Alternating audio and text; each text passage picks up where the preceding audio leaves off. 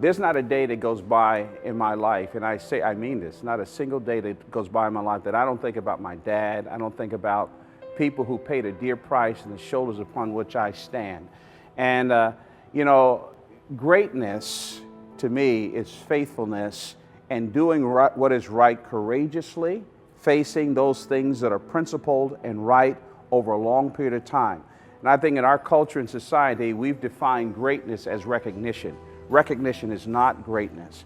I tell people all the time that greatness is buried side by side in Old Dominion Cemetery in Roanoke, Virginia. That's greatness.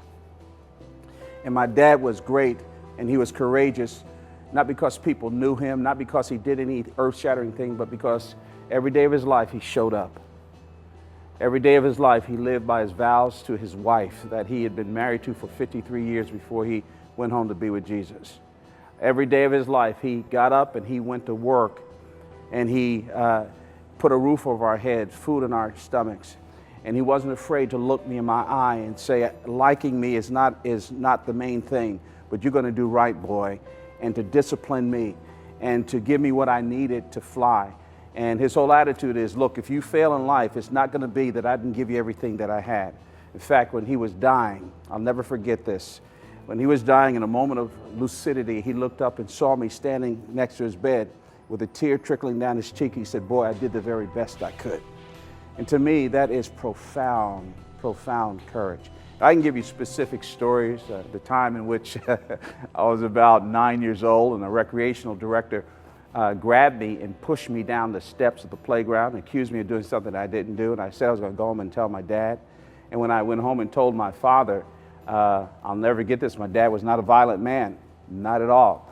But he marched down there and confirmed with my friends that this indeed happened the way I said it was. He's a wise man. He knew that perhaps his son could expand on the truth, but he confirmed that.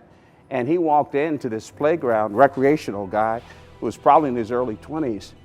And I won't give you all the details, but how he responded, let's just say it was memorable. And these words, this is the lesson I'll never forget. He looked him in the eye and said, Mister, you will never put your hand on anything with the last name Loritz. Now, I tell that story not because of what Pop did, but I tell that story because of the incredible value that he placed on me. And as a 9-year-old, 10-year-old kid, it just struck me to the core that my dad would not allow anybody to mess with his family. And I can tell you a string of other stories that courageously making decisions not to work triple time on Christmas. He would sacrifice money to make a statement about his family.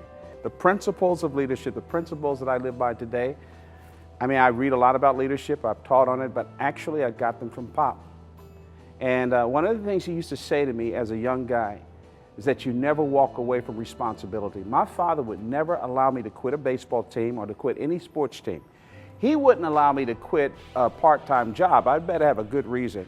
He had this thing about showing up. He said, son, you just show up. You don't walk away from responsibilities.